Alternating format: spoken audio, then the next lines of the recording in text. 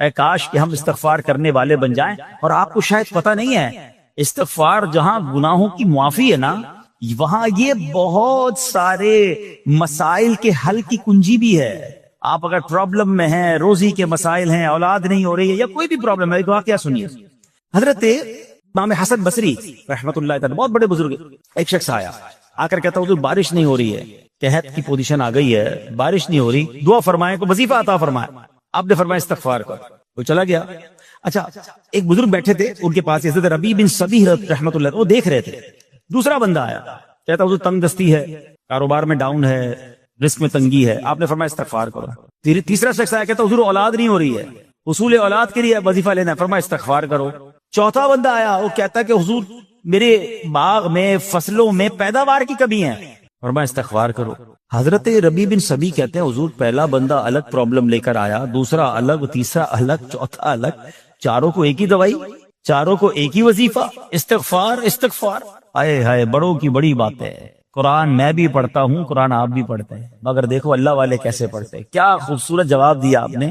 آپ فرماتے ہیں سورہ نوح پارہ 29 آیت نمبر 10 سے 12 کی آپ نے تلاوت فرمائی. اب ذرا قرآن سنیے گا. بسم اللہ الرحمن الرحیم. استغفروا ربکم انہ کان غفارا یرسل السماء علیکم مدرارا ویمددکم باموال وبنین ویجعل لکم جنات ویجعل لکم انہارا. سبحان اللہ. ذرا سنیے گا, اپنے رب سے معافی مانگو. استغفروا ربکم انہ کان غفارا, بے شک وہ بڑا معاف کرنے والا ہے. اب دے گا عطا, کیا فرمائے گا. یرسل السماء علیکم مدرارا, وہ تم پر موسلا دھار بارش بھیجے گا. وَيُمْدِدْكُمْ بِأَمْوَالٍ وَبَنِينَ وَيَجْعَلْ لَكُمْ جَنَّاتٍ وَيَجْعَلْ لَكُمْ أَنْهَارًا. فرمایا اور مالوں اور بیٹوں سے تمہاری مدد فرمائے گا, اور تمہارے لیے باغات بنا دے گا, اور تمہارے لیے نہریں بنائے گا. باغات بھی بڑھ رہے ہیں, اولاد بھی عطا ہو رہی ہے, مال بھی بڑھ رہا ہے, بارش بھی ہو رہی ہے. کس چیز سے؟ استغفار سے.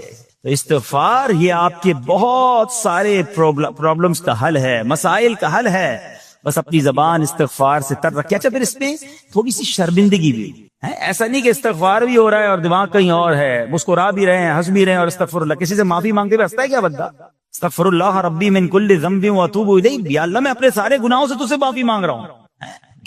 بہت سارے استغفار کے سیکھ ہیں. استغفر اللہ العظیم من کل ذنب عظیم, اے اللہ میں تجھ سے استغفار کرتا ہوں, وہ رب جو بہت عظیم ہے, اپنے سارے بڑے گناہوں سے میں استغفار کرتا ہوں. الگ الگ سیغوں سے اللہ کی بارگاہ میں استغفار کریں. ہو سکے تو کبھی گناہ یاد آئیں تو آنسو بھی بہ رہے ہوں, مگر یہ استغفار اللہ کو بڑا پسند ہے, معافی رب کو بہت پسند ہے. ابو اللیث سمرقندی رحمت اللہ تعالی لکھتے ہیں پچھلی قوموں میں ایک شخص تھا, اس نے بہت گناہ کیے تھے. ایک بار اس نے اپنی پچھلی زندگی کے بارے میں سوچا, گناہوں کے بارے میں غور و فکر کیا, تو اسے شرمندگی ہوئی. اس نے نادم و شرمندہ ہو کر 3 مرتبہ کہا اللہم غفرانک اللہم غفرانک اللہم غفرانک, اے اللہ تیری بخشش, اے اللہ تیری بخشش, اے اللہ پاک تیری بخشش. اسی لمحے اس کو موت آ گئی اور اللہ پاک نے اس کی بخشش فرما دی. آئیے ہم بھی پڑھ لیتے اللہم غفرانک اللہم غفرانک اللہم غفرانک. استغفار کرنا, توبہ کرنا, گناہ یاد کر کے شرمندہ ہونا, یہ اللہ کو کتنا پسند ہے. ایک سبحان اللہ, اس کے بارے میں چند برکتیں آپ کو بیان کرتا ہوں. بڑی عظیم برکت یہ ہے کہ اس کی بدولت بندے کا تنگی اور غم دور ہو جاتا ہے. حدیث پاک میں ہے جو ہمیشہ استغفار کرتا رہے اللہ پاک اس کے لیے ہر تنگی سے نکلنے کا راستہ بناتا ہے, ہر فکر و غم سے اسے خلاصی عطا فرماتا ہے. اس کی ایک برکت یہ بھی ہے کہ ایسے بندے کو اللہ پاک غیب سے رزق عطا فرماتا ہے. حدیث پاک میں ہے استغفار کرنے والے کو اللہ وہاں سے رزق عطا فرماتا ہے جہاں اس کا گمان بھی نہیں ہوتا ہے. اتنی مہنگائی ہے, اتنی مشکلیں ہیں, اتنی تنگی ہے, لوگ قرضے میں ہیں, کبھی ادھر جاتے ہو کبھی ادھر جاتے ہو. ارے بھائی سب کے پاس جاتے ہو, رب کے پاس کیوں نہیں جاتے؟ استغفار کرنا شروع کر دو, فرمایا ادھر سے روزی دے گا جہاں تمہارا گمان بھی نہیں جائے گا. اس کی برکت سے اللہ پاک دلوں کے زنگ کو دور فرماتا ہے. آئیے پیارے اسلامی بھائیوں, اللہ کو معافی مانگنا, دل سے پکارنا کتنا پسند ہے. میں آپ کو ایک بہت ہی خوبصورت واقعہ بتاتا ہوں, اور یہ واقعہ ہے حضرت موسیٰ علیہ نبینا علیہ الصلوۃ والسلام کا. اللہ پاک نے حضرت موسیٰ علیہ نبینا علیہ الصلوۃ والسلام نے ایک بار اپنی مناجات میں عرض کیا یا اللہ یا رب. اللہ پاک کی طرف سے جواب آیا لبیک یا موسیٰ, آپ نے عرض کی یا اللہ تو میرا مالک ہے، تو خالق ہے، میں تو تیرا بندہ ہوں۔ ارشاد ہوا مجھے یہ پسند ہے کہ جب مجھے کوئی میرا بندہ یا رب پکارے تو میں اسے لبیک کہہ کر جواب۔ اللہ فرما رہا ہے، حضرت موسیٰ نے عرض کی یا رب کیا یہ ہر موتی بندے کے لیے ہے؟ کیا ہر نیک آدمی کے لیے ایسا ہے کہ جب تجھے وہ پکارے تو لبیک فرماتا ہے؟ سنو، اللہ فرماتا ہے ہاں بلکہ ہر گناہگار بندے کے لیے بھی ہے۔ حضرت موسیٰ نے عرض کی یا اللہ فرما بردار تو تیری اطاعت کرتا ہے، وہ بات تو سمجھ آ رہی ہے، گناہگار پر یہ کرم کس وجہ سے؟ اے ہے سنو میرے رب کیسا کریم ہے، فرماتا ہے اے موسیٰ اگر میں بھلائی کرنے والے کو اس کی بھلائی کا بدلہ دوں اور برائی کرنے والے پر اس کی برائی کی وجہ سے احسان نہ کروں تو میرا جود و کرم کہاں جائے گا؟ اللہ فرماتا ہے میرا پھر کرم، میری رحمت کس لیے ہے؟ برائی کرنے والا بھی گناہ کرنے والا بھی مجھے پکارتا ہے، میں اسے بھی لبیک کہہ کر جواب دیتا ہوں۔ حضرت موسیٰ علیہ نبینا علیہ الصلوۃ والسلام کو ایک بار وحی نازل ہوئی کہ اے موسیٰ فلاں علاقے میں جاؤ، ہمارا ایک نیک بندہ اس کا انتقال ہو گیا ہے، جا کے اس کو غسل دو، اس کو کفن دو اور اس کا جنازہ پڑھو۔ حضرت موسیٰ وہاں پہنچ گئے اور جب وہاں جا کر آپ نے لوگوں سے کہا کہ مجھے فلاں بندے کے پاس لے جاؤ جس کا انتقال ہوا ہے، مجھے غسل دینا ہے، کفن پڑھنا ہے، جنازہ پڑھنا ہے، لوگوں نے کہا حضرت یہ تو زمانے کا گناہگار، بڑا بےہودہ، بڑا بدکار شخص تھا، آپ کو رب کا حکم تھا، آپ نے غسل بھی دیا، کفن بھی پہنایا، جنازہ بھی پڑھا، پھر رب کی بارگاہ میں عرض کی مولا بندے تو یہ کہہ رہے ہیں یہ تو بہت برا آدمی تھا، تو نے مجھے بھیجا اور فرمایا تیرا پیارا بندہ، میں نے جنازہ بھی پڑھ دیا، غسل اور کفن بھی دیا۔ اب ذرا آپ سوچیں کہ کسی کا جنازہ حضرت موسیٰ پڑھ دیں تو اس کی تو بخشش کا تو کوئی مسئلہ ہی کوئی نہیں نا، وہ تو اللہ کے نبی جس کا جنازہ پڑھے غسل دے تو یا اللہ تو نے ایسا انتظام فرما دیا۔ تو رب کریم کی طرف سے پتہ ہے کیا جواب آتا ہے؟ اللہ فرماتا ہے اے موسیٰ بندے سچ کہتے ہیں، یہ بندہ واقعی بڑا گناہگار تھا، جو علاقے والے شہر کے لوگ کہہ رہے ہیں نا ٹھیک کہہ رہے ہیں، یہ بندہ تھا ہی ایسا۔ یا اللہ جب اتنا گناہگار تو اتنی بڑی مہربانی کس وجہ سے؟ ارشاد ہوا اے موسیٰ اس بندے نے مرنے سے پہلے مجھ سے 5 کلمات کے ذریعے بات کی، مناجات کی، مجھے پکارا، 5 سینٹنس تھے، 5 کلمے تھے، اور اے موسیٰ اس کی وجہ سے میں نے اس کی مغفرت فرما دی۔ حضرت موسیٰ کہتے ہیں یا اللہ وہ 5 کلمے تو بتا دے، وہ 5 کیسے جملے تھے کہ علاقے میں سب سے مشہور بدکار اور اس کا انتقال ہو تو رب مغفرت بھی فرمائے اور اپنے نبی کو فرمائے جا کے جنازہ پڑھو۔ تو آپ نے کہا یا اللہ وہ 5 کلمات بتا دے۔ اب ذرا یہ 5 کلمات سنیے گا، ایکچولی جو بات سمجھنی ہے نا، استغفار ہے کیا، معافی مانگنا ہے کیا، توبہ کیا ہے؟ اللہ فرماتا نا کہ ہم نے سنا کہ جو بندہ اللہ سے استغفار کرتا ہے اللہ اسے دیکھ کر مسکراتا ہے، اس کی وجہ یہ کہ بندہ رب کی بارگاہ میں اپنے آپ کو سرنڈر کرتا ہے، اپنے گناہ یاد کرتا ہے، اپنی کم مائگی کا اظہار کرتا ہے۔ وہ کہتے ہیں نا الندم التوبہ، شرمندگی توبہ ہے۔ شرمندہ ہو جائے نا انسان، دنیا میں پتہ کیا معاملہ ہے، ہم کسی عدالت میں جا کر کہہ دیں ہم نے جرم کیا ہے، اقبال جرم، ٹھیک ہے، تو کیا ہوتا ہے، جج کہتا ہے پھر اس کو گرفتار کرو اور سزا سناؤ، بندہ خود ہی مان رہا ہے، گواہوں کی ضرورت کیا ہے؟ دنیا کی عدالت میں اقبال جرم پر سزا ملتی ہے، میرے رب کی رحمت کی عدالت دیکھو، بندہ وہاں جا کر اقبال جرم کر لے، شرمندہ ہو جائے، معافی مانگ لے، اللہ اس کے سارے گناہ معاف فرما دیتا۔ یہ فرق ہے دنیا والوں میں اور رب کی عدالت میں، سبحان اللہ۔ وہ حضرت موسیٰ کہتے ہیں یا اللہ وہ 5 کلمے بتا، اور بتائے گئے تو وہ 5 کلمے سنیے گا ذرا۔ وہ بندہ کہتا ہے مرنے سے پہلے اے رب تو جانتا ہے میں نیکوں سے محبت کرتا ہوں اگرچہ خود نیک نہیں ہوں، یا رب تو جانتا ہے میں فاسقوں سے بغض رکھتا ہوں اگرچہ میں خود فاسق ہوں۔ سمجھ رہے ہیں بات؟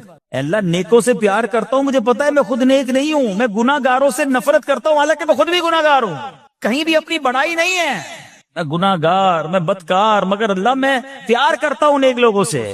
تیسرا جملہ کیا تھا؟ یا رب اگر مجھے معلوم ہو جائے کہ میرے جنت میں داخل ہونے سے تیری ملکیت میں کوئی کمی آ جائے گی تو اے اللہ میں تجھ سے پھر جنت کا سوال کرنا چھوڑ دوں گا۔ مجھے یہ پتا ہے یا اللہ تو نے مجھے جنت میں داخل کیا نا، تیری جنت میں کوئی کمی نہیں آئے گی، بہت بڑی ہے، ہم مجھے داخل بھی کرنے سے تیرا کچھ نہیں جائے گا، اگر کچھ جاتا ہوتا تو یا اللہ میں جنت تیرے سے مانگنا چھوڑ دیتا۔ چوتھا جملہ کیا ہے؟ اے رب اگر مجھے معلوم ہو جائے کہ مجھے جہنم میں داخل کرنے سے تیری ملکیت میں اضافہ ہو جائے گا تو میں پھر جہنم سے پناہ نہیں مانگوں گا، یعنی اگر تو تیرے ملک میں تیری شان میں اضافہ ہو رہا ہے مجھے جہنم میں ڈالنے سے، پھر تو میں نہیں کہوں گا تجھے کہ جہنم سے نکال، مگر مجھے پتا ہے تو پہلے ہی مالک ہے، تو پہلے ہی خالق ہے، سب کچھ تیرا ہے، مجھے جہنم میں ڈالنے سے تیری کوئی ملکیت میں اضافہ نہیں ہونا۔ اور آخری بات کیا کہتا ہے؟ یا رب اگر تو مجھ پر رحم نہ کرے گا تو پھر کون کرے گا؟ اللہ فرماتا ہے اے موسیٰ میں نے اس پر رحم کیا، یہ میرے کرم کے لائق تھا، میرے کرم کے لائق نہیں تھا کہ میں اسے ناکام لوٹا دیتا۔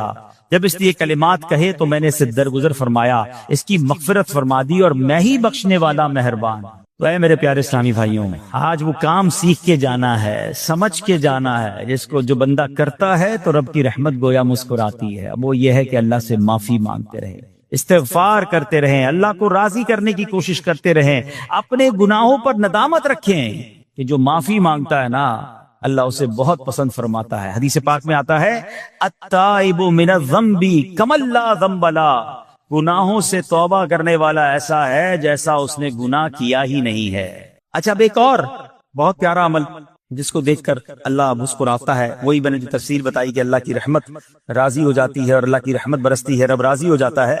نبی پاک علیہ الصلوۃ والسلام نے فرمایا 3 بندے ہیں اللہ پاک انہیں دیکھ کر مسکراتا اور کیا ہوتا ہے، فرمایا اور بہت خوش ہوتا ہے۔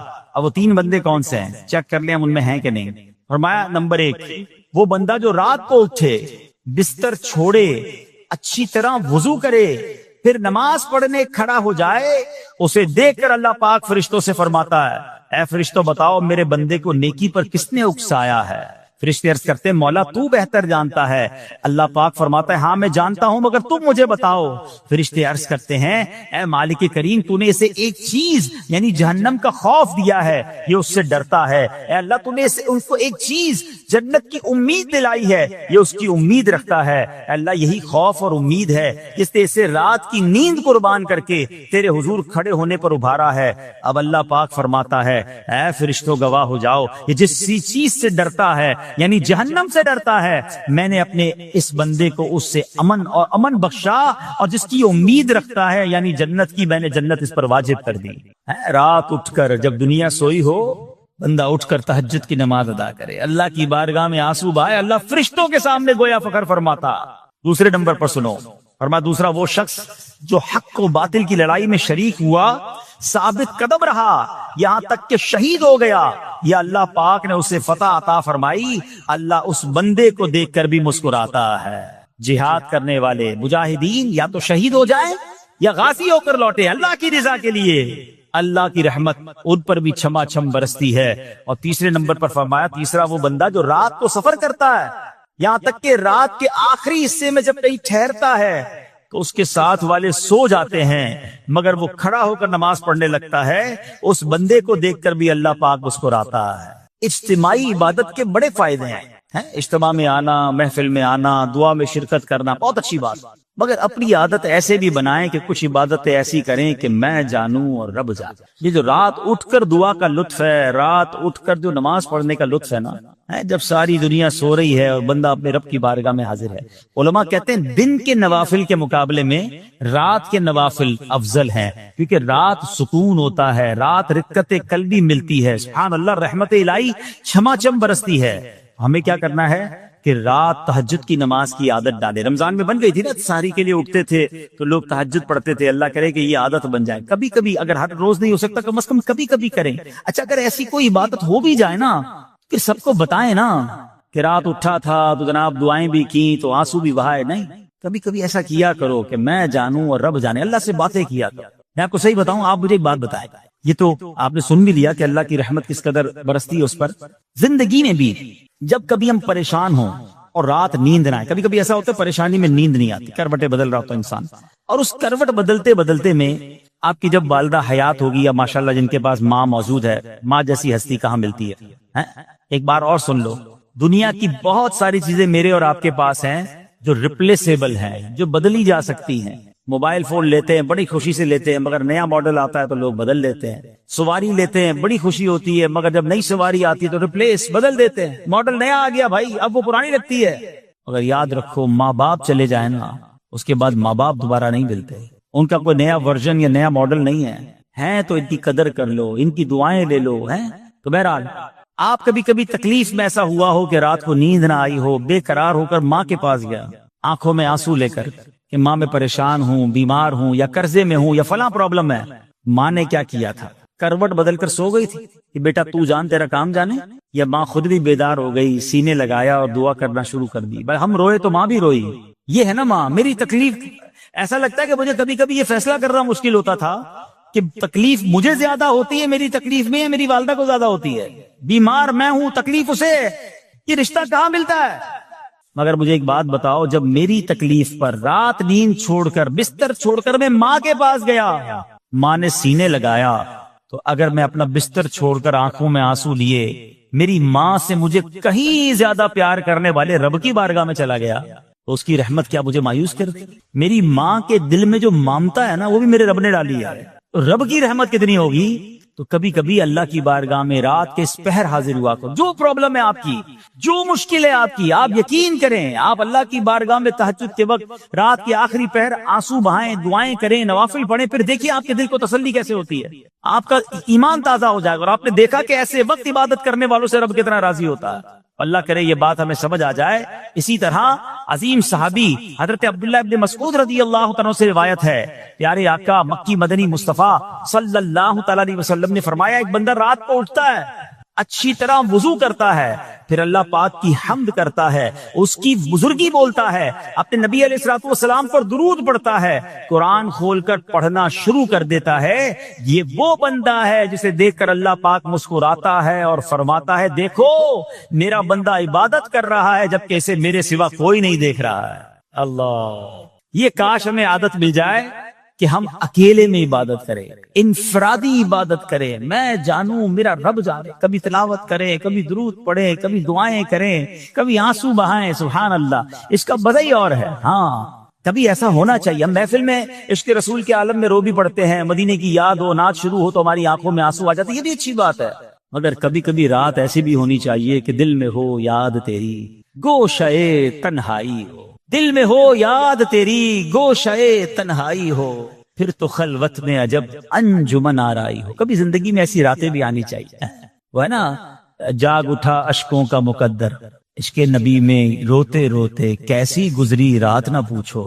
کبھی کبھی ایسی رات بھی گزرنی چاہیے کہ آقا کی یاد میں آنسو بہ رہے ہوں، مدینے کی یاد میں، گھر والوں کو بھی پتہ نہ چلے، ہلکی ہلکی آواز میں کبھی نعت شریف لگا لیا کریں، کبھی مناجات لگا لیا کریں، ہم پتہ نہیں کیا دیکھتے دیکھتے سوتے ہیں۔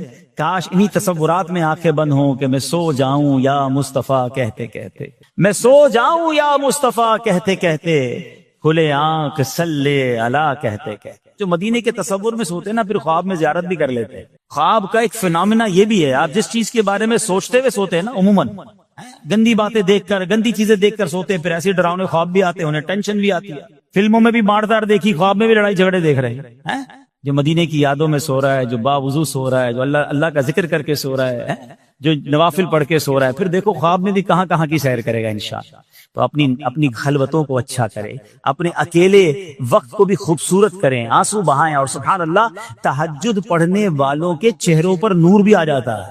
ہاں یہ ایک الگ نعمت انہیں ملتی ہے، اللہ نصیب فرما دے۔ اچھا ایک اور خوبصورت کام ہے، اللہ کریم جلدی دیکھ کر مسکراتا ہے۔ فرمایا حضرت ابو سعید خدری رضی اللہ تعالیٰ فرماتے ہیں، رسول ذیشان مکی مدنی سلطان صلی اللہ تعالیٰ علیہ وسلم نے فرمایا، 3 بندوں کو دیکھ کر اللہ پاک مسکراتا ہے۔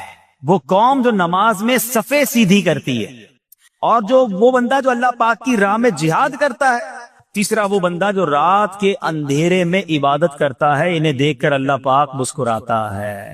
جہاد والی بات اور رات والی عبادت کی بات تو ہو گئی، اب اس میں نئی بات سیکھنے کو ملی، صفیں درست کرنے والی۔ اب روز نماز پڑھ رہے ہیں، صفیں درستی کر رہے ہوتے، امام صاحب کہہ کے تھک جاتے، کاندھے سے کاندھا ملائیں، صفوں کو سیدھا کریں۔ صفوں کو سیدھا کرنے والوں کو دیکھ کر رب کی رحمت مسکراتی ہے، رحمت برستی ہے۔ اب یہ کتنا آسان کام ہے، مگر اس کی طرف بھی توجہ نہیں ہوتی ہے۔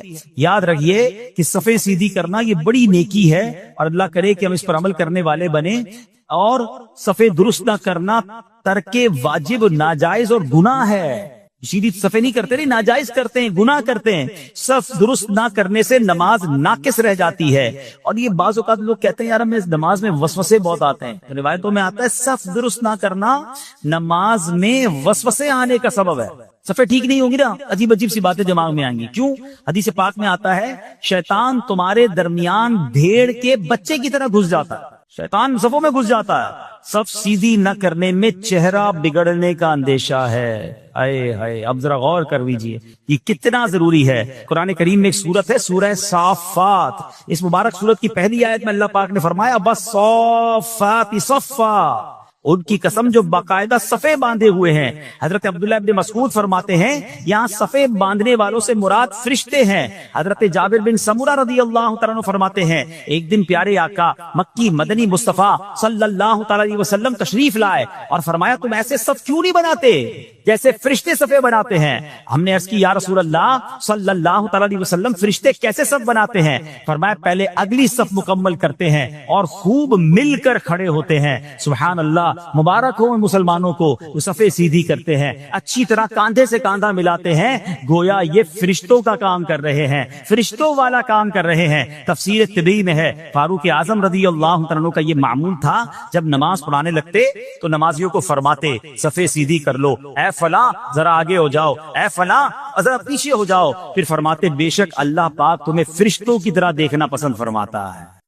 तो सफे सीधी रखना ये फरिश्तों का अंदाज है और अल्लाह की रहमत खूब बरसती है, गोया रब मुस्कुराता है उन्हें देखकर। तो है मेरे प्यारे इस्लामी भाइयों, और भी बहुत सारे काम हैं जिसको देखकर, जिनको करने से अल्लाह की रहमत छमा छम बरसती है। मुसलमानों की प्यारी अम्मी जान हजरत आयशा सिद्दीका तैयबा ताहिरा रदी अल्लाह ताला अन्हा से रिवायत है, रसूल रहमत शफी उम्मत सल्लल्लाहु ताला अलैहि वसल्लम ने फरमाया जब बंदा मुझ पर दुरूद पाक पढ़ता है तो उसकी बरकत से एक फरिश्ता अल्लाह पाक की बारगाह में हाजिर होता है। उस फरिश्ते के लिए हुक्म होता है कि इसे मेरे बंदे की कब्र के पास ले जाओ ताकि ये मेरे बंदे के लिए मगफिरत की दुआ करता रहे और मेरे बंदे की आंखें ठंडी होती रहें। जाते वाला पे बार बार दुरूद, जाते वाला पे बार बार दुरूद, बार बार और बेशुमार दुरूद कब्र में खूब काम आती है, बेकसों की है यारे गार दुरूद। सल्लु अलल हबीब सल्लल्लाहु ताला अला मुहम्मद सल्लल्लाहु अलैहि वसल्लम। प्यारे प्यारे इस्लामी भाइयों, कुछ दिनों पहले ही की बात है, एक शोर उठा कि माहे रमजान का चांद नजर आ गया और जैसे ही रमजान आया मस्जिदों की रौनकें बढ़ गईं, नमाजियों की तादाद बढ़ गई। एक अजब समा था सहरी का, एक रूहानी मंजर था इफ्तार का। नौजवान, बूढ़े, बच्चे, इस्लामी बहनें सभी इबादत में मशगूल हो गई। देखते ही देखते अशराए रहमत गया, अशराए मगफिरत आया, वो भी जुदा हुआ। हमें लगा कि हम अशराए रहमत और अशराए मगफिरत में वैसी इबादत नहीं कर सके, अब आखिरी अशरे में खूब इबादत कर लेंगे, ताक रातें भी हैं, मगर गफलत में वो आखिरी अशरा भी गुजार दिया। रमजान हमें तड़पा कर, बहारे लुटा कर, बरकतें अता करके हमसे अब जुदा हो चुका है। अब रमजान यकीनन अगले साल भी आएगा, मगर ये नहीं पता कि हम उस रमजान में होंगे या नहीं होंगे। हमें ये भी नहीं मालूम हमारी मगफिरत हुई कि नहीं। हम रब्बे करीम से दुआ करते हैं कि अल्लाह, जिन लोगों ने तुझे राजी किया उनका वास्ता हमसे राजी हो जा, जिन लोगों की मगफिरत फरमाई उनका वास्ता हमारी मगफिरत फरमा दे। माह रमजान की बस अब याद ही बाकी रह गई है, अब रमजान के बाद की जिंदगी है। अब जिंदगी हमें ऐसे गुजारनी है कि जो हमने रमजान में रूहानियत हासिल की, जो बरकतें हासिल की, जो हमें तकवे की सौगात रमजान से मिली है, कहीं वो जाया ना हो जाए। हमारा दुश्मन आजाद हो चुका है, शैतान हमला करने के लिए भरपूर तैयारी पर आमादा है। कई लोगों को तो उसने पहले 2 दिनों में ही मस्जिद से दूर कर दिया होगा। अब हमें भी गौर करना है कि क्या हमें भी अपनी सारी इबादतें, सारी रियाजतें, सारी रूहानियत जाया करनी है या नहीं।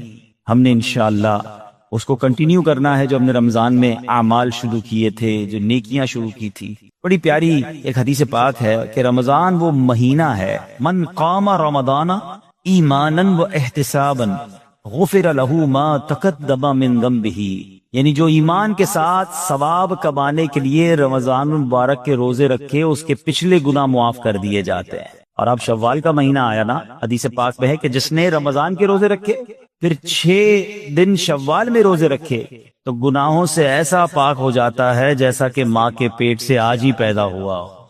तो वो रूहानियत को बरकत जारी रखनी है। अभी तो रोजे भी रखने हैं ना, इंशाल्लाह नफली रोजे रखेंगे, 6 रोजे रख लेंगे तो इंशाल्लाह ये बरकत भी हासिल हो जाएगी। हमें कोशिश ये करनी चाहिए कि हमें माह रमजान के बाद अब ये 6 दिन शव्वाल के, जरूरी नहीं कि एक साथ रखें, शव्वाल के पूरे महीने में रख लें। एक और खूबसूरत हदीस है कि जिसने ईद उल फितर के बाद 6 रोजे शव्वाल के रखे तो उसने पूरे साल के रोजे रखे। جو ایک نیکی لائے گا اسے 10 ملیں گی. بڑا خوبصورت کیلکولیشن ہے کہ جو ایک مہینے کے روزے رکھے گا ملٹیپلائی بائی 10 تو 10 مہینے ہو گئے اس کے بدلے، یعنی 10 مہینے کے روزے ہو گئے. اب 6 روزے رکھے تو 60 روزوں کا ثواب ملے گا، تو 2 مہینے وہ کور ہو گئے.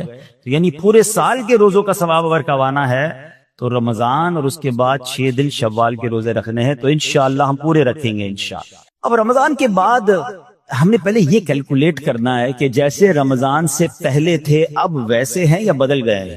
اگر کسی کی رمضان سے پہلے بھی نمازیں قضا ہو رہی ہیں اور جیسے ہی رمضان گیا پھر قضا ہو رہی ہیں، رمضان سے پہلے بھی جھوٹ تھا، ماہ رمضان گزارا اب پھر جھوٹ ہے، رمضان سے پہلے بھی حرام روزی تھی، رمضان گزارنے کے بعد دوبارہ شوال سے وہی حرام روزی شروع ہو گئی ہے، تو پھر اس کا مطلب رحمت کی بارش میں وہ نہایا نہیں ہے، اس کی زندگی میں کوئی بدلاؤ آیا نہیں ہے. رمضان تو بدلنے آیا تھا، ایک نئی زندگی دینے آیا، لیکن دیکھنا یہ ہے کہ کیا ہمیں وہ نئی زندگی ملی یا ہم پھر اسی پرانی روٹین پر، وہی گناہوں بری عادتیں، وہی بری عادتیں، وہی نگاہوں کے گناہ، وہی زبان کے گناہ، وہی کانوں کے گناہ. یہ غور کرنا ہے. اتنا بڑا انعام ملنے کے بعد بندے کو بدلنا چاہیے. مہینہ بندہ کہتے ہیں نا کسی بیماری سے نکل کر آتا ہے تو بندہ کہتا نہیں یار اب یہ کام نہیں کرنے، بیماری کے بعد مجھے پتا چلا کہ کتنا مشکل ہے، میں نے یہ والے کھانے نہیں کھانے، میں نے یہ والے. کسی بھی جگہ ایک مہینہ کوئی گزار لے، چاہے وہ ہاسپٹل میں گزار لے، چاہے کسی اچھی صحبت میں گزار لے، چاہے کہیں اچھے کہتے ہیں نا انسٹیٹیوٹ میں گزار لے، تو اس کی زندگی میں خوب بڑا امپیکٹ آ جاتا ہے، زندگی بدل جاتی ہے. ہمیں تو پورا مہینہ رحمت کے سمندر میں رکھا گیا تھا، رحمت کی بارش میں رکھا گیا تھا. صبح بھی رحمت، شام بھی رحمت، افطار بھی رحمت، سحری بھی رحمت، دعائیں قبول ہو رہی تھیں، راتوں کو ایک عجب رونق تھی. ماشاءاللہ ہزاروں لاکھوں عاشقان رسول نے، بلکہ آل اوور دا ورلڈ دیکھے تو شاید کروڑوں لوگوں نے اعتکاف کیا. اب اعتکاف کرنے کے بعد بھی نہ بدلا، مسجد میں آنے جانے کے بعد بھی نہ بدلا میں، اور پھر ویسا ہی ہو گیا، پھر قصور کس کا ہے؟ قصور تو پھر میرا ہوا نا. یاد رکھیے قصور بارش کا نہیں ہوتا، زمین کا ہوتا ہے. رحمت کی بارش تو برسی، جو زمین نرم تھی اس نے پھول اگا دیے، جو زمین زرخیز تھی اس نے کھیت اگا دیے، اور جب پہلے ہی گندگی تھی تو بارش کی وجہ سے وہاں کیچڑ ہو جاتا ہے. بندہ بعض اوقات کہتا ہے یار وہ روحانیت نہیں رہی، ہم اجتماع میں جاتا ہوں تو وہ لطف نہیں آتا، دعا میں وہ آنسو نہیں بہتے، پہلے بہت لطف تھا اب وہ کم ہو گیا ہے. کم کچھ بھی نہیں ہوا ہے. دل کی بستی خراب تو نہیں ہو گئی ہے، دل کی بستی خود تو نہیں اجاڑ گئی ہے. میرے اہل سنت لکھتے ہیں نا، بات اسی سے میں نے بگاڑی،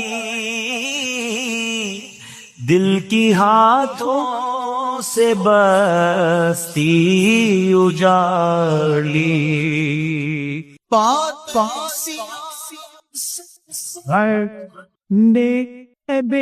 پری دل کی ہاتھوں سے بستی اجاڑی. لطف و عطابت یفت و عطا کی میرے مولا، تو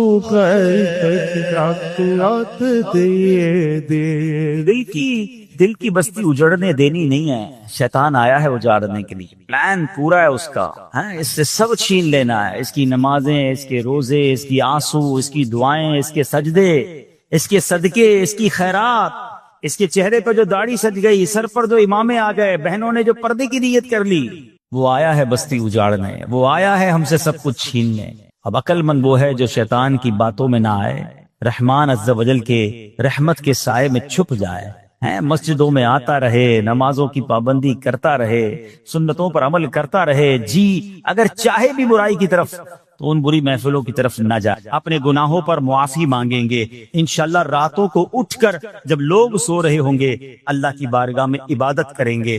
اسی طرح فرمایا کہ صفوں کو درست کریں گے اور انشاءاللہ رب کی بارگاہ سے خوب رحمتیں لوٹیں گے. اے میرے پیارے اسلامی بھائیوں، یہ سب کب ہو سکے گا؟ کہ جب ہم اچھے ماحول میں رہیں گے. تہجد تو جب پڑھیں گے نا، جب پہلے فرض پڑھیں گے. جس کی فرض ہی قضا ہو رہی ہے تو اس کو تہجد کی باری کب آئے گی؟ استغفار تو جب کرے گا جب ایسے ماحول میں آئے گا کہ جہاں گناہوں کو یاد دلا کر معافی مانگنے کا ہمیں انداز اور اس کی فکر دی جائے. تو آج کے اس پرفتن دور میں دعوت اسلامی کا یہ پیارا پیارا ماحول آپ کے سامنے ہے، اس ماحول سے وابستہ رہیں۔ ہفتہ وار اجتماع میں، مدنی قافلوں میں، ہفتہ وار مدنی مذاکرے میں شرکت کرتے رہیں گے تو انشاءاللہ ان نیکیوں کا جذبہ بھی ملتا رہے گا، اور انشاءاللہ ایسے کام کرنے میں اللہ کرے کامیاب ہو جائے۔ تصور ہی کتنا پیارا ہے، یقین کریں، میں آپ شاید پتہ نہیں وہ فیلنگ آپ کو محسوس ہو رہی ہے کہ نہیں، یہ تصور ہی کتنا پیارا ہے کہ کبھی میں کوئی ایسا عمل کر لوں کہ رب کی رحمت مجھے دیکھ کر مسکرا دے، اللہ راضی ہو جائے، اللہ خوش ہو جائے، اور کیا چاہیے، میری تو زندگی کا حاصل ہو گیا نا۔ تو اب یہ 3-4 کام آپ نے سن لیے ہیں، اس کو عمل کرنا شروع کر دیں۔ اللہ کریم سے دعا کرتا ہوں کہ رب کریم اپنی رضا والے کام ہمیں بڑھ چڑھ کر کرنے کی توفیق عطا فرمائے۔ اللہ پاک ہم سب کو عمل کرنے کی توفیق عطا فرمائے۔ صلو علی الحبیب۔ زندگی میں مشکلیں آتی ہیں، پریشانیاں آتی ہیں، بعض اوقات انسان کسی بڑی مشکل میں پھنس جاتا ہے اور اپنے ذہن سے سوچتا ہے کہ اب میں اس سے نہیں نکل سکوں گا، مگر ایسا نہیں ہے۔ اگر اللہ پر بھروسہ ہونا تو اللہ کریم طوفان بھی ٹال دیتا ہے، اس کی رحمت ایسے کنارے لگاتی ہے کہ بندے کی عقل حیران ہو جاتی ہے۔ تو حضرت یونس علیہ السلام اللہ کے نبی ہے نا، مگر وہ بھی تو مچھلی کے پیٹ میں رہے، اور مچھلی کے پیٹ سے کیسے زندہ باہر آئے، یہ بھی اللہ کی قدرت کا ایک نظارہ ہے۔ اور آپ نے سبحان اللہ وہ مچھلی کے پیٹ میں جو وظیفہ پڑھا تھا، لا الہ الا انت سبحانک انی کنت من الظالمین، یہ وظیفہ بتا رہا ہے کہ اگر آپ کسی ایسی بند کوٹھڑی میں گویا پھنس گئے ہیں، آپ کو لگتا ہے کہ یہ غموں کی کوٹھڑی سے کیسے باہر نکلوں گا، یہ پرابلم بڑا ہے، اللہ پر بھروسہ رکھو۔ تو ہمیں اللہ کی رحمت پر بھروسہ رکھنا ہے اور مشکلوں سے گھبرانا نہیں ہے۔ ایک شخص تھا، رات کو ذکر اللہ کر رہا تھا، تو اس کی زبان پر اللہ اللہ کا ورد جاری تھا، تو شیطان نے اس کو جھڑک کر کہا، اے کمبخت، کب تک اللہ اللہ کی رٹ لگائے رکھے گا، ادھر سے تو کوئی جواب ملتا نہیں ہے، تو ہے کہ مسلسل اللہ کو پکار رہا ہے اور رب کی طرف سے تو تجھے کوئی جواب ملتا ہی نہیں ہے۔ شیطان کا یہ وار اس کے دل پر لگا اور وہ دل ٹوٹ گیا، ذکر تھوڑی دیر کے لیے چھوڑ دیا۔ رات کو جب وہ سویا نا تو حضرت خضر خواب میں تشریف لائے، فرما رہے تھے، اے نیک بخت، تو نے ذکر کیوں چھوڑ دیا؟ تو اس نے کہا، بارگاہ الہی سے کوئی جواب ہی نہیں ملتا، میں اللہ کو پکارتا ہوں، وہاں سے کوئی جواب ہی نہیں آتا، مجھے فکر ہونے لگی میرا ذکر کہیں رد ہی نہ کر دیا گیا ہو۔ ذرا حضرت خضر کا جواب سنیے گا، آئے ہائے کیا جواب دیا ہے، اللہ کرے یہ نقش ہو جائے دل پر۔ حضرت خضر کہتے ہیں کہ مجھے بارگاہ الہی سے حکم ہوا ہے کہ تیرے پاس جاؤں اور تجھ کو بتاؤں کہ تو جو اللہ کا ذکر کرتا ہے نا وہی ہمارا جواب ہے۔ ذرا سنیے، جملہ سنیے، جو تو اللہ کا ذکر کرتا ہے نا وہی ہمارا جواب ہے، جو تیرے دل میں سوز و گداز پیدا ہوتا ہے ہمارا ہی تو پیدا کیا ہوا ہے، یہ ہمارا ہی کام ہے کہ تجھے اپنے ذکر میں مشغول کر دیا ہے، تیرے ہر یا اللہ کہنے میں ہماری 100 لبیک پوشیدہ ہے۔ ہائے ہائے ہائے ہائے، کاش یہ بات سمجھ آ جائے، یہ جو نماز ہم پڑھتے ہیں نا یہ ہمارا کمال نہیں ہے، یہ اللہ نے دل میں توفیق ڈالی ہے۔ اللہ چاہتا ہے تو ہم نماز پڑھتے ہیں، وہ چاہتا ہے تو ذکر کرتے ہیں، وہ چاہتا ہے تو دعا کرتے ہیں۔ بڑی پیاری بات علماء کہتے ہیں کہ جس رب نے تمہیں دعا کی توفیق دی ہے قبول بھی وہی فرمائے گا، مانگو تو صحیح، جس نے نماز کی توفیق دی ہے قبول بھی وہ فرمائے گا۔ کئی لوگ ایسے شیطان کے وار میں آ جاتے ہیں، یار ہم بڑے گناہگار ہیں، ہم کیا نماز پڑھیں، ہم کیا دعا کریں۔ ارے میرے رب کی رحمت بہت بڑی ہے، مالک جب بھی اپنے عمل دیکھے ہیں تو شرمندگی ہی ہوتی ہے، کچھ ہے ہی نہیں، کیا پیش کریں، بس ایک امید رحمت والے رب سے ہے کہ جے میں ویکھا عملہ ولے کچھ نہیں میرے پلے، جے ویکھا میں رحمت رب دی بھلے بلے بلے۔ انشاءاللہ اللہ کی رحمت ساتھ ہوگی تو بیڑا پار ہو جانا ہے۔ اس رحمت والے رب کو یاد تو کرو نا، اس کا ذکر تو کیجئے۔ اللہ اکبر۔ آپ نے حضرت جنید بغدادی کا واقعہ تو سنا، ایک بار آپ نائی کے پاس گئے مونچھیں کٹوانے کے، آپ ذکر الہی کر رہے تھے، نائی نے کہا حضور تھوڑی دیر تو خاموش ہو جائیں، مجھے آپ کی مونچھیں کاٹنی کہ آپ کے ہونٹ پہ کٹ نہ لگ جائے۔ کہتے میرے ہونٹ کٹتے ہیں تو کٹ جائیں، میں اللہ کا ذکر نہیں چھوڑ سکتا۔ ایک ایک لمحہ ذکر الہی میں گزارتے تھے، انہوں نے حدیثیں سنی ہیں, انہوں نے قرآن کی آیتیں سنی ہیں. آؤ میں آپ کو میرے میٹھے اسلامی بھائیوں نبی پاک علیہ الصلوۃ والسلام کی حدیث سناتا ہوں. اللہ کا ذکر کرنے والے کتنے خوش نصیب ہیں, اس کو یاد کرنا یہ کتنی بڑی سعادت ہے. بخاری شریف کی حدیث ہے, سیدنا ابو ہریرہ رضی اللہ تعالیٰ عنہ اس حدیث کے راوی ہیں, نور کے پیکر, تمام نبیوں کے سرور, دو جہاں کے تاجور, سلطان بحر و بر صلی اللہ تعالیٰ علیہ وسلم نے فرمایا, اللہ عز و جل فرماتا ہے.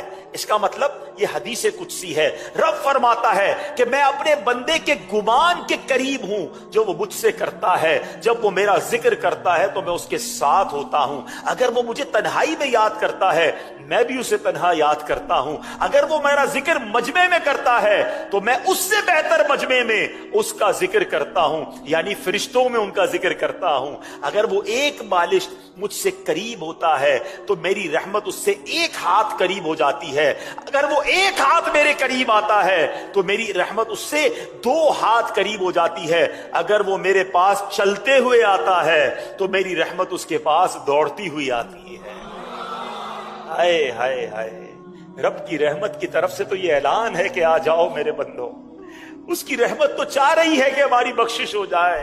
میرے رب کی رضا ہے کہ ہم بخشے جائیں, رحمتیں ہم پر برسائے. مگر یہ کیسا بندہ ہے جو اس سے دور بھاگتا ہے. اے میرے میٹھے اسلامی بھائی, ان احادیث سے, ان روایتوں سے اللہ کی محبت دل میں پیدا کیجئے کہ وہ قریب کتنا نوازنے والا ہے. کیا خوبصورت فارسی کا مقولہ سنتے ہیں نا, رحمت حق بہا نمی جویت. اللہ کی رحمت بہا, قیمت تلاش نہیں کرتی ہے. رحمت حق بہا نمی جویت, اللہ کی رحمت تو بہانے تلاش کرتی ہے. برسنے کے بہانے تلاش ہو رہے ہیں کہ کس طرح بندے پر رحمت برسا دی جائے. سنو اللہ قرآن میں کیا فرماتا ہے, بسم اللہ الرحمن الرحیم, فاذکرونی اذکرکم, تم میری یاد کرو میں تمہارا چرچا کروں گا. ہائے ہائے ہائے. اور سنو, ایک جگہ اللہ ارشاد فرماتا ہے, بسم اللہ الرحمن الرحیم, یا ایھا الذین آمنوا اذکروا اللہ ذکرا کثیرا وسبحوہ بکرۃ واصیلا. اے ایمان والو, اللہ کو بہت یاد کرو اور صبح و شام اس کی پاکی بولو. اللہ کرے کہ ہم اللہ کو یاد کرنے والے بن جائیں. اللہ کریم ایک جگہ فرماتا ہے, وَاذْكُرُوا اللَّهَ كَثِيرًا لَعَلَّكُمْ تُفْلِحُونَ, اور اللہ کو بہت یاد کرو اس امید پر کہ فلاح پا جاؤ. اگر فلاح چاہیے, کامیابی چاہیے تو اللہ کی یاد کو دل میں بسا لیجئے. اے میرے میٹھے اسلامی بھائیوں, حضرت سری سقطی رحمت اللہ تعالی علیہ, یہ اللہ والے اللہ کا ذکر کتنا کرتے تھے. فرماتے میں نے حضرت جرجانی کے پاس ستو دیکھے, ستو وہ گھول کر پی لیتے تھے. کسی نے کہا کہ حضور آپ روٹی نہیں کھاتے, کھانا نہیں کھاتے, بس ستو پیتے رہتے ہیں. تو فرمایا میں نے روٹی چبانے میں, جتنی ٹائم روٹی چبانے میں لگتا ہے کھانا کھانے کے لیے, اور جتنی دیر ستو پینے میں لگتا ہے, ان دونوں کے درمیان میں نے 90 مرتبہ جو ہے وہ تسبیح کا فرق دیکھا ہے. یعنی 90 ٹائمز میں اللہ کی تسبیح کر لیتا ہوں. اگر کھانا روٹی کے ساتھ کھاتا ہوں تو ٹائم زیادہ لگتا ہے, ستو میں جلدی پیٹ بھر جاتا ہے.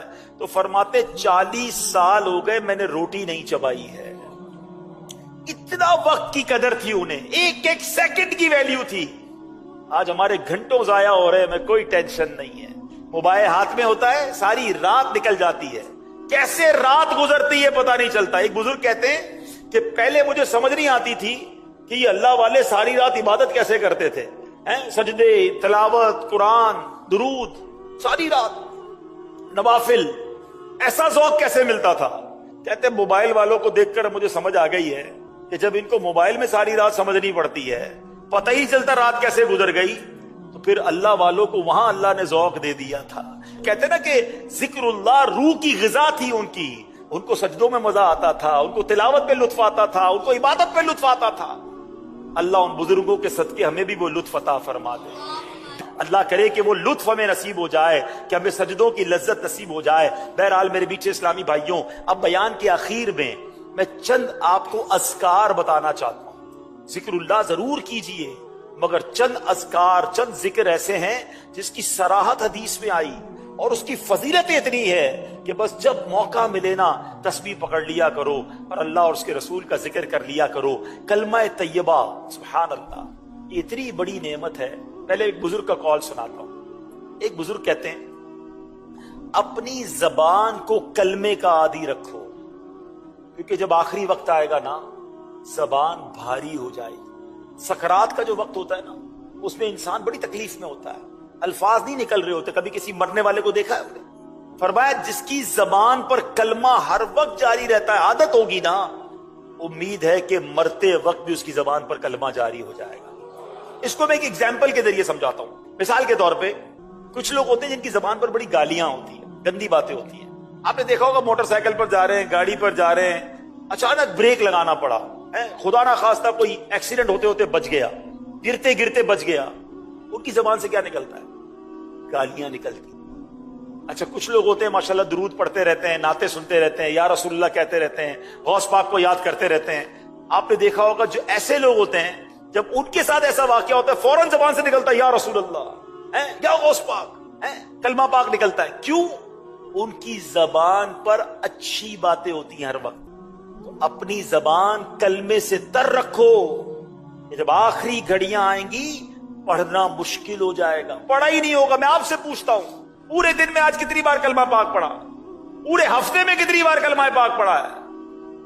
نہیں عادت، فضول باتوں کے لیے گھنٹوں ہیں۔ سنو حدیث پاک، میرے آقا علیہ الصلوۃ والسلام فرماتے ہیں لا الہ الا اللہ کی گواہی دینا جنت کی کنجی ہے۔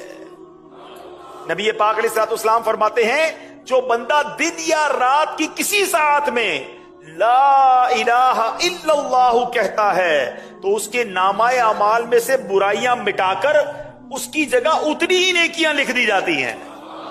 ہائے ہائے، افضل الذکر کہا گیا، کلمہ پاک کو سب سے افضل ذکر کہا گیا۔ اور سنو ایک حدیث پاک میں ہے، میرے آقا علیہ الصلوۃ والسلام فرماتے ہیں کہ جو بندہ 100 مرتبہ لا الہ الا اللہ پڑھے گا جب قیامت کے دن اٹھایا جائے گا تو اس کا چہرہ 14ویں کے چاند کی طرح چمکتا ہو، اور اس بندے سے افضل کسی کا عمل نہیں اٹھایا جاتا مگر جو اس کی مثل پڑھے یا اس سے زیادہ پڑھے۔ تو اے میرے میٹھے اسلامی بھائیوں، ہمیں کلمہ طیبہ کو کم از کم 100 بار تو روز پڑھیں۔ ایک اور بڑا کمال کا وظیفہ پیارے آقا علیہ الصلوۃ والسلام فرماتے ہیں جو لا الہ الا اللہ وحدہ لا شریک لہ احدا صمدا لم یلد ولم یولد ولم یکن لہ کفوا احد، یہ پڑھ لے اللہ عز و جل اس کے لیے 20 لاکھ نیکیاں لکھے گا۔ اب دیکھیں کتنی دیر لگی، چلے پڑھ بھی لیتے ہیں انشاءاللہ۔ لا الہ الا اللہ وحدہ لا شریک لہ احدا صمدا لم یلد ولم یولد ولم یکن لہ کفوا احد۔ سبحان اللہ۔ ایک اور حدیث سنے، ایک اور وظیفہ لے لیں۔ نبی پاک علیہ الصلوۃ والسلام فرماتے ہیں جو سبحان اللہ و بحمدہ پڑھتا ہے اس کے لیے جنت میں کھجور کا ایک درخت لگا دیا جاتا ہے۔ مل کے پڑھ لیں سبحان اللہ و بحمدہ۔ اب مجھے بتاؤ جس کا درخت جنت میں لگا ہوگا اسے کھانے جانے بھی تو دیا جائے گا نا۔ آپ کی پراپرٹی جنت میں ہے تو داخلہ بھی ملے گا نا، تو لگائی جاؤ جنت میں درخت، کیوں فضول باتوں میں وقت ضائع کرتے ہیں؟ تسبیح ہاتھ میں ہونی چاہیے، چلتے پھرتے پڑھتے رہے۔ ایک بڑا پیارا وظیفہ، اگر کوئی بھائی ٹینشن میں ہے نا اس کے لیے تو کمال کا وظیفہ ہے، کیونکہ پہلے حدیث کے الفاظ سن لو۔ حدیث کے الفاظ ہے جس کا مضمون ہے کہ 2 کلمے ہیں زبان پر بڑے ہلکے ہیں، میزان پر بھاری ہیں، اور اللہ کو بڑے پیارے ہیں۔ ایسے کون سے جملے ہیں جو اللہ کو پیارے بھی ہیں، زبان پر ہلکے بھی ہیں، میزان پر بھاری بھی ہیں؟ میرے آقا فرماتے ہیں وہ کلمے کیا ہیں؟ سبحان اللہ و بحمدہ سبحان اللہ العظیم۔ یقین کریں یہ میرا آزمایا ہوا وظیفہ ہے، آپ اس وظیفے کو پڑھیں، آپ کو فیل ہوگا آپ کی ٹینشن ریلیز ہو رہی ہے، آپ ریلیکس ہو رہے ہیں، آپ ہلکے ہو جائیں گے۔ مل کے پڑھیں سبحان اللہ و بحمدہ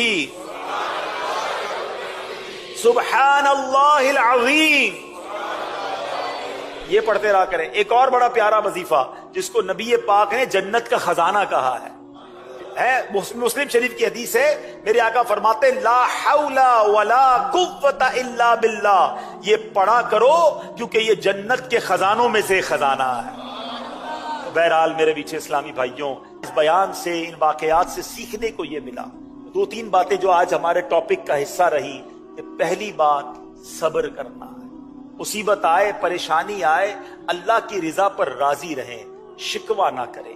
انشاءاللہ رب پر بھروسہ ہوگا تو وہ رب طوفان بھی ٹال دے گا اور ہم مشکل سے نکل جائیں گے.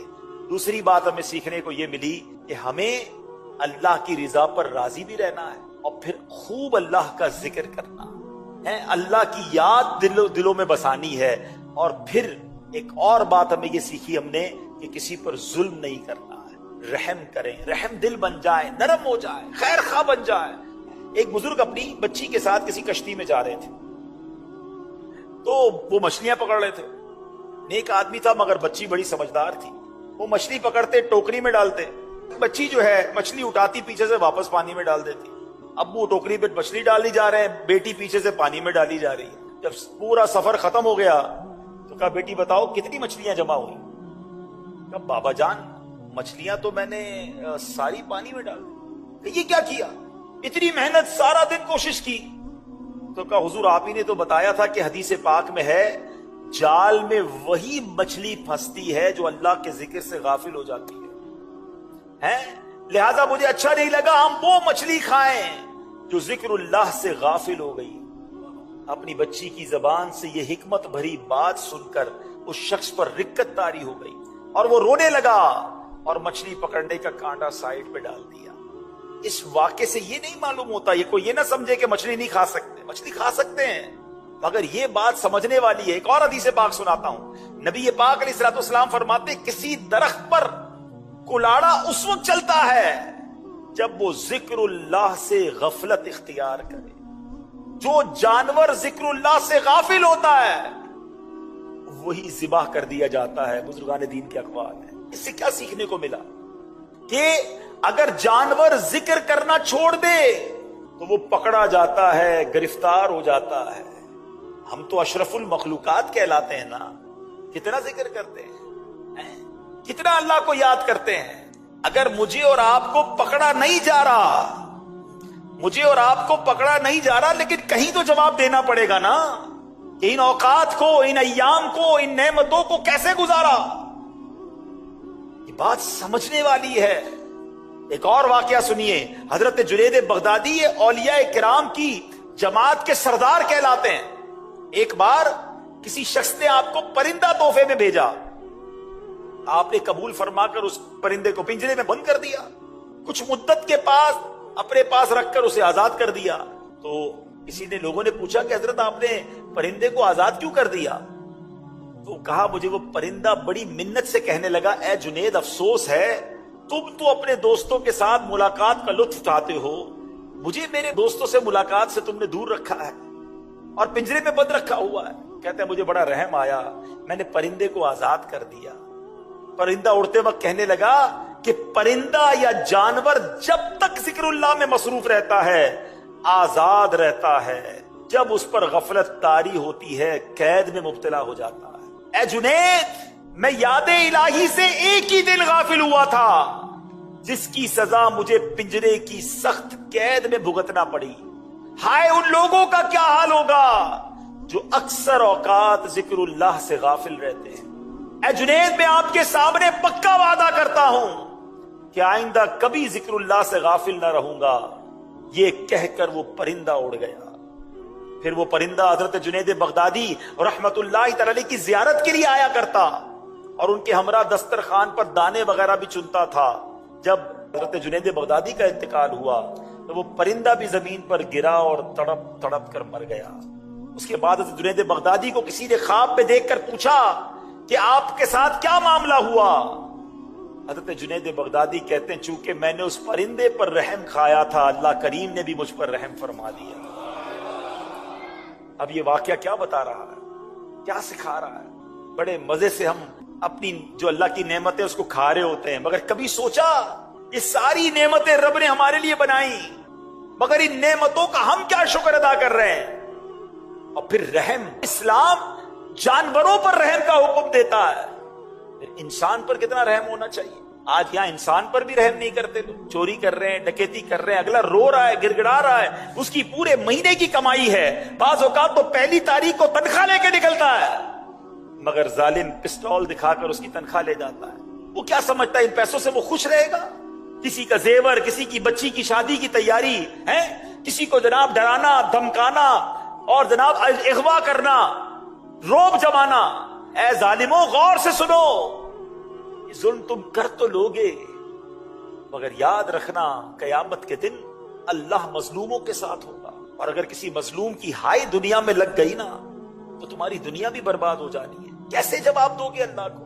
خدا را زندگی ایسی گزارے کہ ہم کسی پر ظلم نہ کریں، ہم کسی کو تکلیف نہ پہنچائیں، رحم کریں لوگوں پر۔ احادیث میں یہ مضمون ملتا ہے کہ جو زمین والوں پر رحم نہیں کرتا، آسمانوں کا مالک اس پر رحم نہیں فرمائے گا۔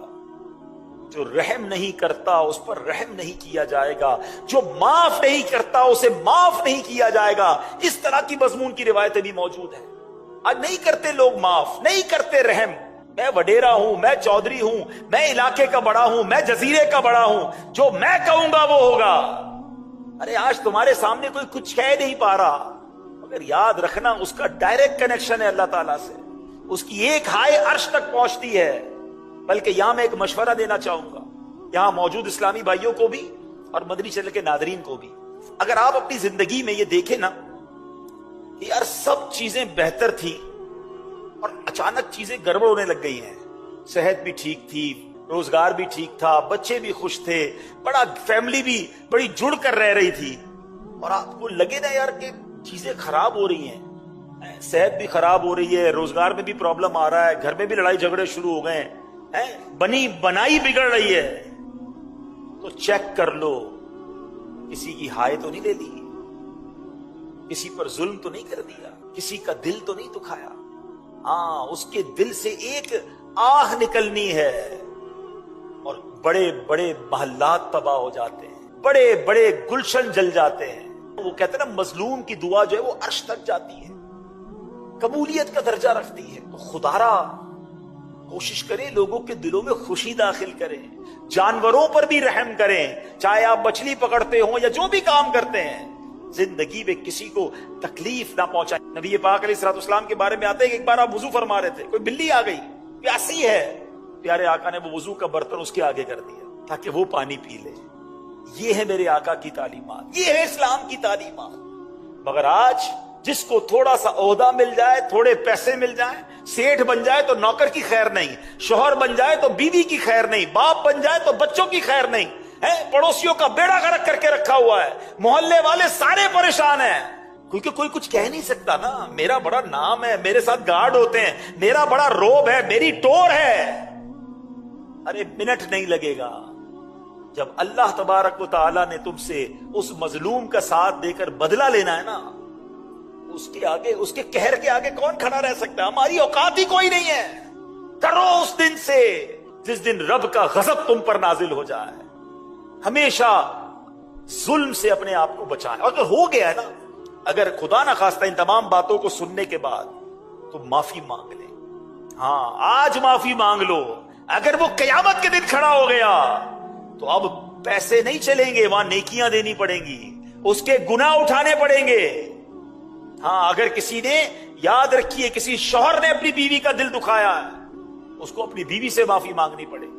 بیوی نے شوہر کا دل دکھایا ہے، اسے شوہر سے معافی مانگنی پڑے گی۔ اگر والد نے ناجائز اپنے بچوں پر ظلم کیا ہے، اس کو بچوں سے معافی بھی مانگنی پڑے گی۔ ہاں باپ ہو گیا تو اس کا مطلب جو چاہے بچوں کے ساتھ کرے۔ بچوں نے ماں باپ کا اگر دل دکھایا ہے، ماں باپ سے معافی مانگنی پڑے گی۔ پڑوسی ناراض ہیں، پڑوسیوں کو راضی کرنا پڑے گا۔ مسجد میں ایک ساتھ نماز پڑھتے ہیں، اگر نمازیوں کا دل دکھایا ہے، نمازیوں سے معافی مانگنی پڑے گی۔ مارے جائیں گے کیونکہ اللہ کی یہ بشیت ہے کہ جب تک بندہ معاف نہیں کرتا اس وقت تک رب بھی معاف نہیں کرتا۔ تو اے میرے بیٹے اسلامی بھائیو، اس واقعے سے رحم کا درس بھی ملتا ہے۔ اور اب آتے ہیں ذکر الہی کی طرف، اللہ کی یاد کی طرف۔ کیا کہا اس پرندے نے کہ اے جنید میں ایک دن اللہ کے ذکر سے غافل رہا تو میں گرفتار ہو گیا. ان لوگوں کا کیا ہوگا جن کے دل اللہ کی یاد سے ہر دم غافل رہتے ہیں. کون یاد کرتا ہے اللہ کو؟ یاد بھی کرتے ہیں تو معاذ اللہ کچھ لوگ تو اللہ کا ذکر, اللہ سے بھی گمان برا ہے, اللہ نے دیا ہی کچھ نہیں ہے, معاذ اللہ. بعض اوقات ایسے جملے کہہ دیتے ہیں کہ ایمان سے بھی خارج ہو جاتے ہیں. ہر حال میں اللہ کا شکر ادا کرو. اللہ نے مجھے اور آپ کو کروڑوں سے اچھا بنایا ہے. یقین کریں جو مجھے سن رہے ہیں, جتنے سن رہے ہو, اللہ نے سب پر بڑی مہربانیاں کی ہیں. یقین کرو بڑی مہربانیاں ہیں. تم گنو تو صحیح اللہ نے کتنے احسان کیے ہیں. آنکھیں دی ہیں, زبان دی ہے, کان دیے ہیں, ہاتھ دیے ہیں, پیر دیے ہیں, گردے سلامت ہیں. ڈائلسس کا مریض دیکھا ہے بیچارہ کس طرح ڈائلسس کرواتا ہے. گونگا دیکھا ہے, بہرا دیکھا ہے, اندھا دیکھا ہے, لنگڑا دیکھا ہے, کیسے زندگی گزارتا ہے. پھر بھی شکوے, پھر بھی شکایات. کسی کی اگر آنکھیں نہیں بھی ہیں, مجھے سن رہا ہے, تو اللہ کا شکر ادا کرو. زبان تو ہے نا, کان تو ہے نا, کسی نہ کسی بہانے سے اپنے رب کا شکر ادا کرو, نا شکری نہ کرو. یاد رکھیے کسی شوہر نے اپنی بیوی کا دل دکھایا ہے, اس کو اپنی بیوی سے معافی مانگنی پڑے گی. بیوی نے شوہر کا دل دکھایا ہے, اسے شوہر سے معافی مانگنی پڑے گی. اگر والد نے ناجائز اپنے بچوں پر ظلم کیا ہے, اس کو بچوں سے معافی بھی مانگنی پڑے گی. ہاں باپ ہو گیا تو اس کا مطلب جو چاہے بچوں کے ساتھ کرے. بچوں نے ماں باپ کا اگر دل دکھایا ہے, ماں باپ سے معافی مانگنی پڑے گی. پڑوسی ناراض ہیں, پڑوسیوں کو راضی کرنا پڑے گا. مسجد میں ایک ساتھ نماز پڑھتے ہیں, اگر نمازیوں کا دل دکھایا ہے, نمازیوں سے معافی مانگنی پڑے گی. مارے جائیں گے کیونکہ اللہ کی یہ بشیت ہے کہ جب تک بندہ معاف نہیں کرتا اس وقت تک رب بھی معاف نہیں کرتا. اے میرے بیٹے اسلامی بھائیو, اس واقعے سے رحم کا درس بھی ملتا ہے. اور اب آتے ہیں ذکر الہی کی طرف, اللہ کی یاد کی طرف. کیا کہا اس پرندے نے کہ اے جنید میں ایک دن اللہ کے ذکر سے غافل رہا تو میں گرفتار ہو گیا. ان لوگوں کا کیا ہوگا جن کے دل اللہ کی یاد سے ہر دم غافل رہتے ہیں. کون یاد کرتا ہے اللہ کو؟ یاد بھی کرتے ہیں تو معاذ اللہ کچھ لوگ تو اللہ کا ذکر, اللہ سے بھی گمان برا ہے, اللہ نے دیا ہی کچھ نہیں ہے, معاذ اللہ. بعض اوقات ایسے جملے کہہ دیتے ہیں کہ ایمان سے بھی خارج ہو جاتے ہیں. ہر حال میں اللہ کا شکر ادا کرو. اللہ نے مجھے اور آپ کو کروڑوں سے اچھا بنایا ہے. یقین کریں جو مجھے سن رہے ہیں, جتنے سن رہے ہو, اللہ نے سب پر بڑی مہربانیاں کی ہیں. یقین کرو بڑی مہربانیاں ہیں. تم گنو تو صحیح اللہ نے کتنے احسان کیے ہیں. آنکھیں دی ہیں, زبان دی ہے, کان دیے ہیں, ہاتھ دیے ہیں, پیر دیے ہیں, گردے سلامت ہیں. ڈائلسس کا مریض دیکھا ہے بیچارہ کس طرح ڈائلسس کرواتا ہے. گونگا دیکھا ہے, بہرا دیکھا ہے, اندھا دیکھا ہے, لنگڑا دیکھا ہے, کیسے زندگی گزارتا ہے. پھر بھی شکوے, پھر بھی شکایات. کسی کی اگر آنکھیں نہیں بھی ہیں, مجھے سن رہا ہے, تو اللہ کا شکر ادا کرو. زبان تو ہے نا, کان تو ہے نا, کسی نہ کسی بہانے سے اپنے رب کا شکر ادا کرو, نا شکری نہ کرو.